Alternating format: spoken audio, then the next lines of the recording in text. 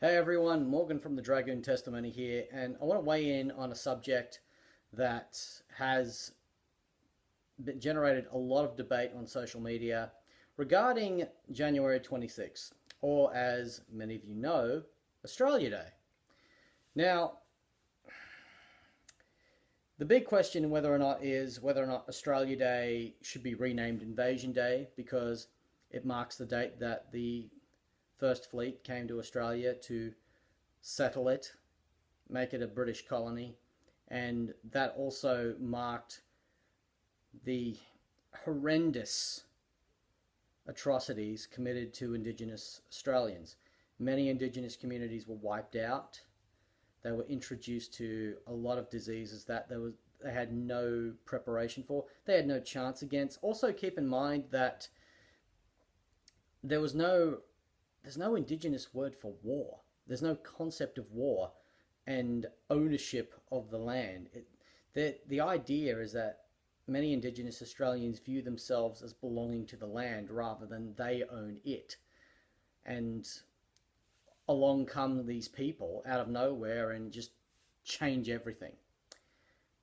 And you know what? They got a point. They definitely have a point. But I want to bring up a different point as to whether or not it is appropriate for January 26th to be Australia's National Day. Absolutely not. And here's why. Now, I'm going to bring up the example that everyone usually brings up. Australia Day is our July the 4th. It is to us what July the 4th is to the United States of America.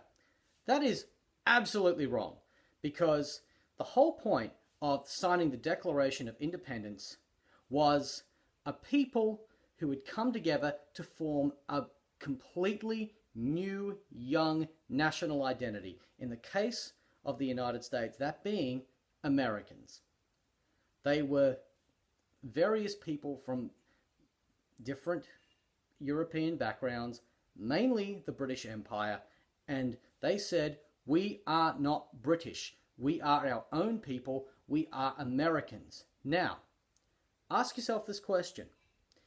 On January the 26th, 1788, did those people on those ships become Australians? I'll give you my answer. No. They still identified as either English, Scottish, Welsh, or Irish. They did not see themselves as Australian. They didn't. January 26 has nothing to do with the Australian national identity, its culture, and its values.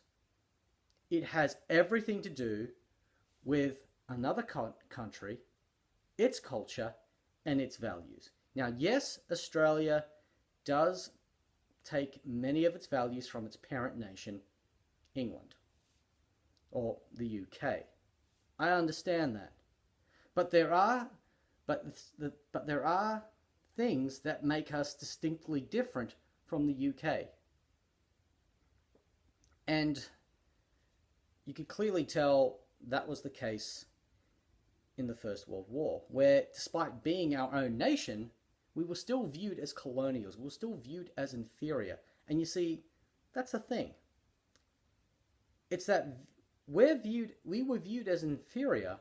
We're not now, but back then. And we have this Indigenous people that are still viewed in their own country, which they didn't settle. They were there. They may have settled, but that was thousands, hundreds and hundreds of thousands of years ago. We don't know. No recorded history, no recorded evidence. Sorry. They still are treated like second-rate citizens, despite having full citizenship. And despite the fact that there are a lot of people that see Australia Day as a positive day, and we've kind of adopted it as our national day, which is fine, I've still seen many of the ugly racist side of particularly white Australia emerge on this day as well. And it's time we move forward from that. And I believe that the date should, in fact, be changed. Okay, the date we officially became a nation was January the 1st, 1901. Or was it 1900? Okay, you know what? I actually don't remember. But it's on a day that we can't actually name as our official day because it's the new year. So that isn't going to happen. But that's okay. Why not leave in the comments below, or any comments where you see this, what day you think Australia should be changed to. I myself am kind of on the fence on this. I don't really know what day it should be changed to, but here's my criteria. It should be a day that celebrates the positives of the Australian culture, its values and its history, and all of its people.